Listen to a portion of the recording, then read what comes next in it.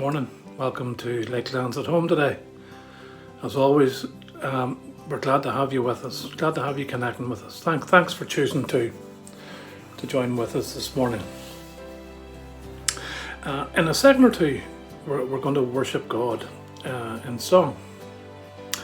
And today, as we look at the Word of God, we're actually going to encounter what I'll call the priority of worship. But let me just read a quotation from a man called Dennis Ignatius about worship. And he says this: "When we lift our hands in praise and worship, we break spiritual jars of perfume over Jesus. The fragrance of our praise fills the whole earth and touches the heart of God." Let's worship.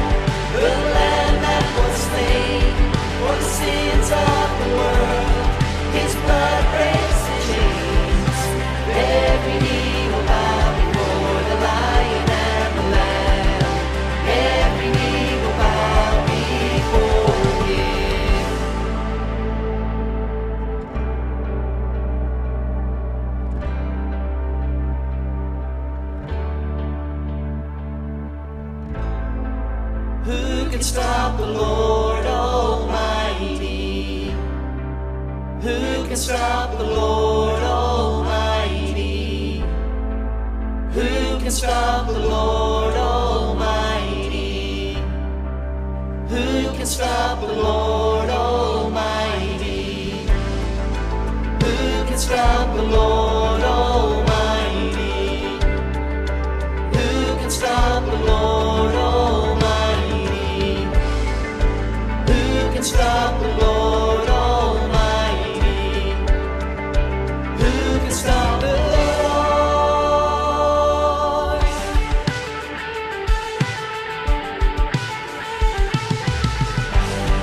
Our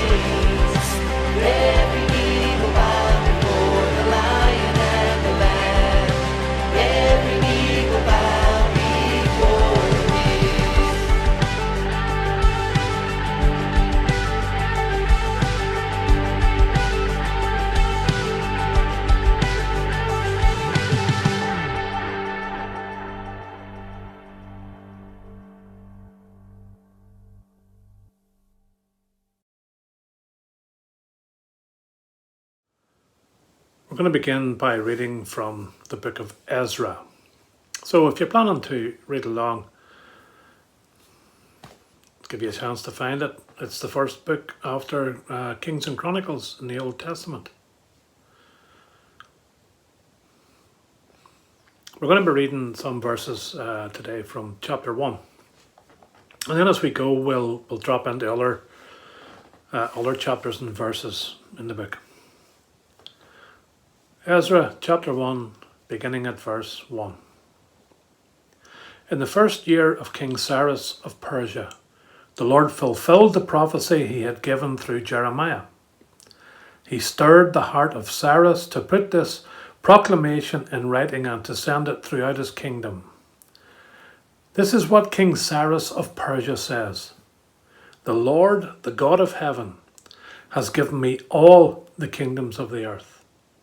He has appointed me to build him a temple at Jerusalem, which is in Judah. Any of you who are his people may go to Jerusalem in Judah to rebuild this temple of the Lord, the God of Israel, who lives in Jerusalem. And may your God be with you.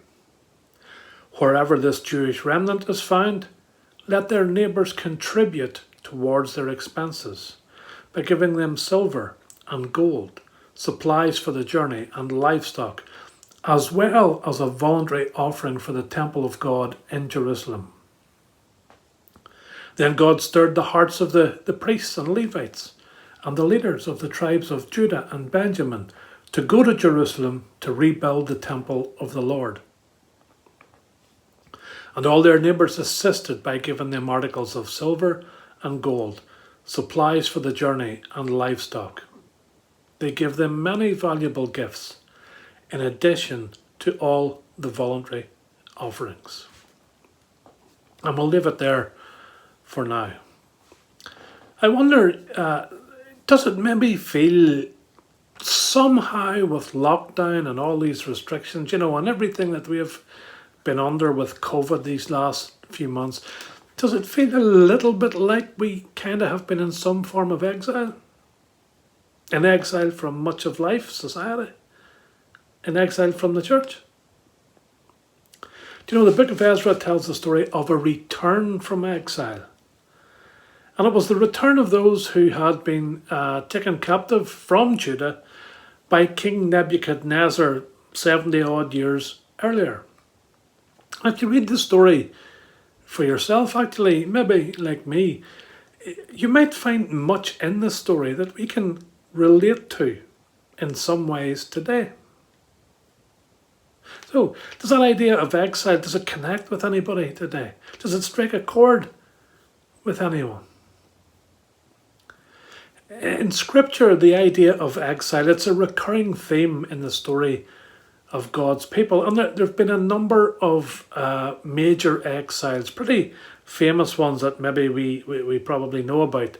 But with the book of Ezra, it's about the return from the Babylonian exile, which is arguably maybe the best known one of them all. But before we look at returning from exile, I think we need to recognize just a couple of things about exile itself. They were in exile from their homes, their country, friends, family, their way of life, and so on. And this is the first point, they were never in exile from God. God was always with them as a people, and he was with each one of them individually as well, every single step of the way.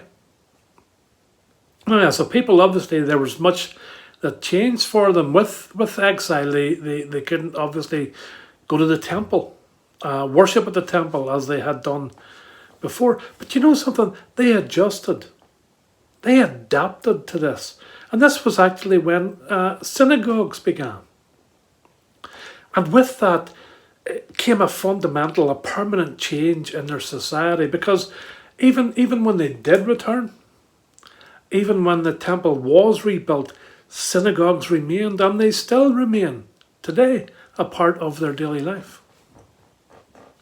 But let's just think about that in relation to, today, the whole lockdown situation. And obviously we haven't been able to meet together as before. But the church has adjusted, it has adapted, it basically went online. And pretty much everything that matters to God, we were able to continue with. We were able to worship, prayer, study, fellowship, albeit of a different kind. Those things, they didn't stop. But just as the Babylonian exile brought about a fundamental and a permanent change in their society, so too has this COVID situation brought about what is a fundamental and a permanent change in society today for many people. Now, not all of them, but for many people.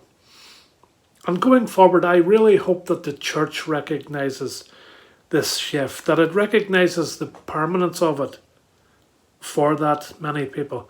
And just as synagogues remain to this day, so too an online presence and online ministry will or must remain a vital part of the everyday life of the church. Not as a replacement, but as a real and a viable alternative for some.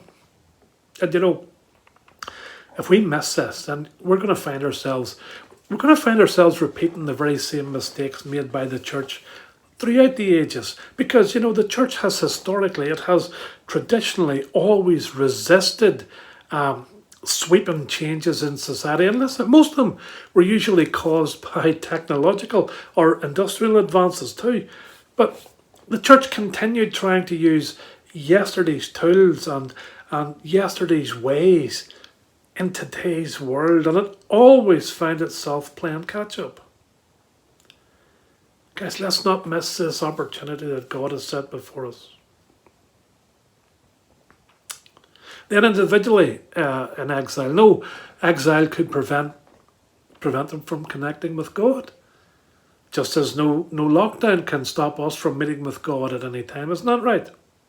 And you could actually even go so far or argue to say that because so much of our normal life was interfered with and postponed or cancelled that maybe we had even more opportunity to connect with God, to build our relationship with Him. And that leads actually very nicely to the next point about exile. And it's this: there was a purpose in it. Ultimately, the purpose was to return the hearts of people back towards God, to cause His people to draw near to Him. And for us today, we would say to abide in Him once again. So this abiding is the core to our relationship with God. Everything else depends on it. And when we see exiles happening in Scripture, it usually occurs at a point in time when God really needed to shake and to stir His people, and it was usually because they had turned away. They turned to other things. They had put other things before God. But undoubtedly, there's no denying that exile was a punishment for unfaithfulness and for idolatry. But with God, anything and everything that He does, anything that He allows with His people. Now, listen to this because it's very important. When God is dealing with His people, there's always a redemptive purpose. Ezekiel's famous vision, that one, the Valley of Dry Bones, Ezekiel 37, it's about the end of exile. But it goes beyond that, and it goes into revealing purpose, and it's about restoration of relationship. Ezekiel 37, 13 and 14, and you shall know that I am the Lord, when I open your graves and raise you from your graves, O my people. And I will put my spirit within you, and you shall live, and I will place you in your own land. And verse 27, my dwelling place shall be with them, and I will be their God, and they shall be my people. It's restoration, it's resurrection of what seemed to be dead. And if we read through the whole book of Ezra and on into Nehemiah, we're going to see a people who once again rediscovered God. They rediscovered the book of the law, and Nehemiah 8 actually records Ezra reading it to the people. Exile had a redemptive purpose. Now let's take note of that today, whatever we might be experiencing individually or as a church. And let's trust God. Let's trust Him that all things work together for the good of those who love Him and are called according to His purpose. There's always a redemptive purpose with God, always, always. I wonder, can you sense a purpose of God being outworked in you at this time? Can you maybe put your finger onto something that God has been, working out in you through all of this? I know I could point to some things that I believe God has been dealing with in me, and I could even mention some things that I believe God has been doing and is still doing, by the way, in His church. But I really believe that God wants each of us to ask and to seek for ourselves. The whole essence of God working like this is all to do with restoring intimacy and relationship. James 4:8 says, draw near to God and He will draw near to you. And listen, remember, this is God's word. Yeah, James wrote it, but this is God speaking through the inspiration of the Holy Spirit. And He's saying, draw near to me. Draw near, come near, and I will draw near to you. Abide in me, abide in Him once again. A lot of changes over these last few months. Lots of things have been shaken. And some things will have been changed forever. So we each need to hear from God individually at this time. And we need to hear from Him collectively as His church. Okay, so to the book of Ezra. Look again at verses 1 and verse 5, of Ezra chapter 1. God stirred the heart of Cyrus. God stirred the heart of the priests, the Levites, and the leaders. What can we take from that? God is in control. God has His hand on this. Now listen, as far as this COVID goes, please do not hear what I'm not saying. Because I'm not saying that God is the cause or the source of this. What I am saying is that in the midst of it, in spite of it, God is in control. God was all over this exile. It was He who decreed the time of release and return. It was He who stirred the people's hearts. It was He who put into place whatever needed to happen and so on. And this reality of God's hand at work behind all the events in this book, it's the lens through which all the events that we read about should be viewed.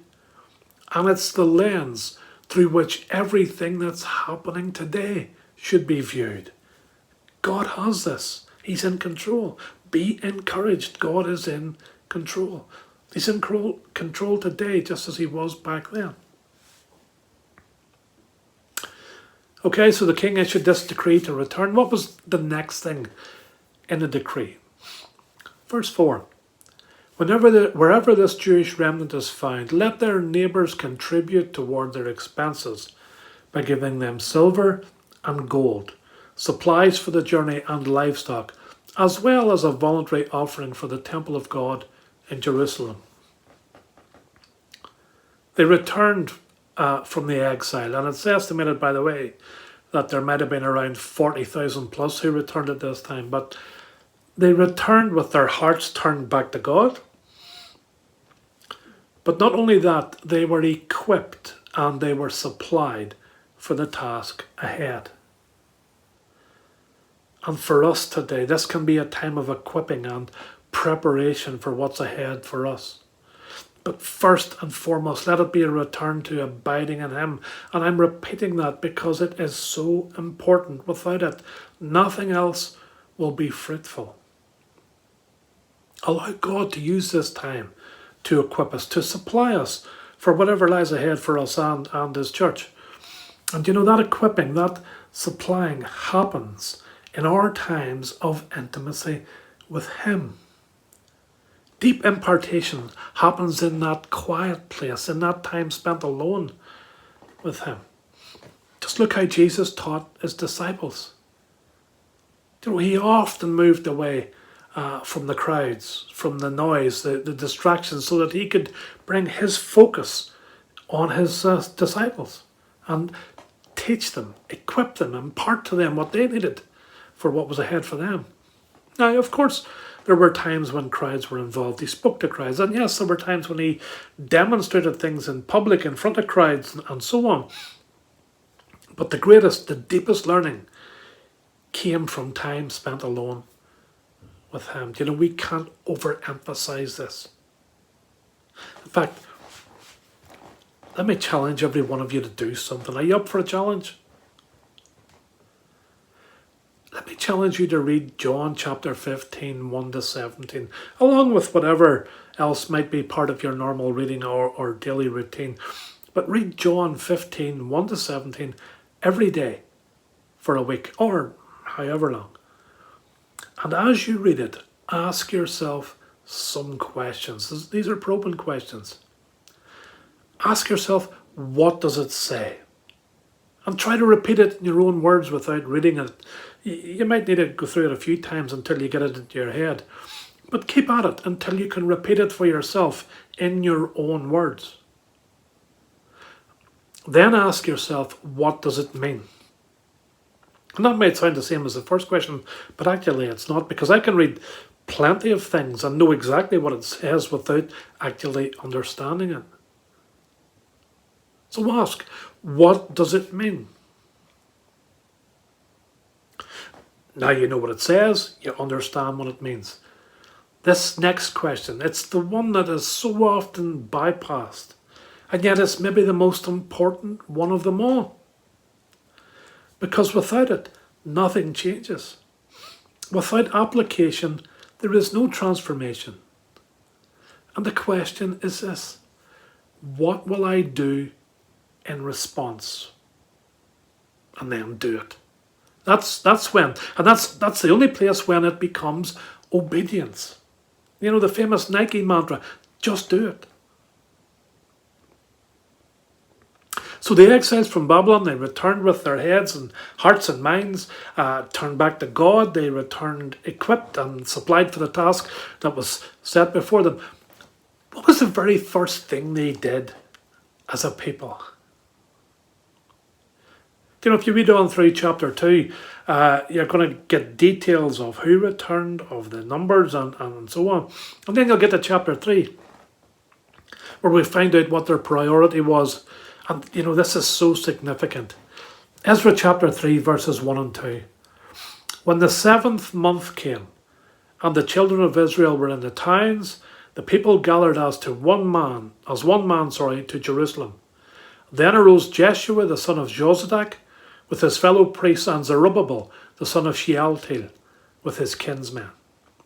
And they built the altar of the God of Israel, to offer burnt offerings on it, as it is written in the law of Moses, the man of God. They come back to their land, they get settled into their towns and their villages and so on, as you would expect. But then as a people, the very first thing they did was to rebuild the altar. And that priority placed on building the altar, it showed that the purpose of exile had been realised. Their hearts had been returned to God, to live lives set apart and holy for Him. It showed their commitment, it showed their dependence on God as provider, as protector. And it showed that they realised that rebuilding doesn't begin with what they might be able to do for God, in their case rebuilding the temple. Rather, rebuilding began with what He had done for them. And they worshipped Him. Just as for us, it must begin with what He has done for us. The altar is the place of worship. And our starting point for rebuilding has to be Jesus every time. And yes, I'm going to repeat myself again. Abiding in Him, worshipping Him and Him alone. Their first priority was worship, and so should ours be. And then from that place of abiding, intimacy, worship, we serve Him.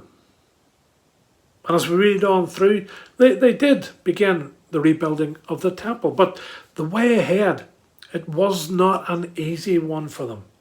It was a long road. It was a difficult road of about 20 years or so, and they faced much opposition, fear, doubt. But under the leadership of faithful men, they persevered. And eventually the temple was completed. And then in chapter 7, we're actually introduced to Ezra himself for the first time. But listen, notice that this is actually about 80 years since the first return. It's about 60 years since the temple had been finished. See, the Bible doesn't record that time lapse there. It's just one verse to the next, and you could easily think it was the next day, but no, there's 80 years in here. But the first thing we're told about Ezra, it's his lineage, going right back to Aaron, the brother of Moses, and the fact that he was a scribe. And we can see that Ezra came to Jerusalem to teach once again the law of God. Verse 10. For Ezra had set his heart to study the law of the Lord and to do it, and to teach his statutes and rules in Israel. Note again the principle of obedience. It wasn't enough to know it. It wasn't even enough to understand it. It had to be obeyed. And with Ezra came another batch of exiles. This time it was a much smaller number, maybe around 5,000, 6,000 or so people. Do you know, as we eventually come out of what's happening here, not everyone's going to return at the same time. Some are going to gather together quicker than others, and some are going to stay away longer than others for various different reasons. And something else, by the way, just to mention in passing, not everyone who left for exile did eventually return. Some decided to stay where they were. Some maybe went elsewhere. And you know, I think we're going to see evidence of that as churches begin to gather again. The congregation might look a little bit different. So Ezra's in Jerusalem for a short time, maybe about 4 months, and he discovers that some of the men, including priests and Levites, they have been intermarrying with those who inhabited the land. Chapter 9, verse 3, Ezra's reaction: as soon as I heard this, I tore my garment and my cloak and pulled my hair from my head and beard and sat appalled. Excuse me. What troubled Ezra so much? Do you know, he saw that Israel was now potentially following the same paths, going on the same journey, leading to the same unfaithfulness that brought about the exile in the first place. They were in real danger of forgetting the lessons learned a generation earlier.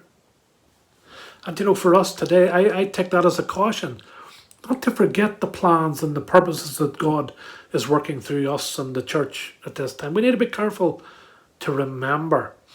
We need to be careful not to find ourselves returning to old ways that actually didn't glorify God.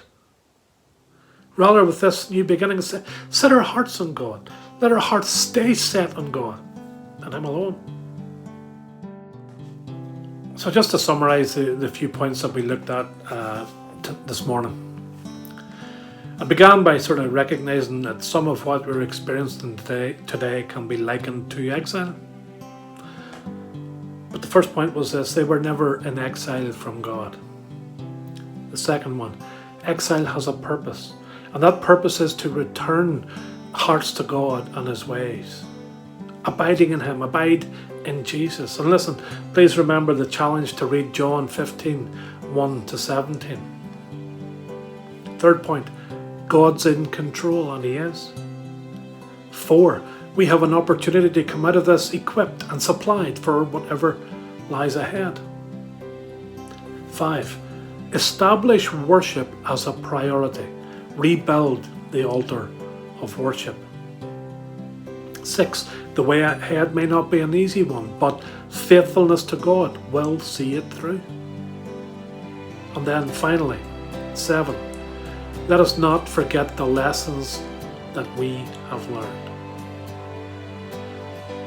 God's a great God, and He's always at work. He's always in control. And even in something as difficult as exile, He can work out His plans and His purposes in us for His glory. Amen. God bless, and have a great week.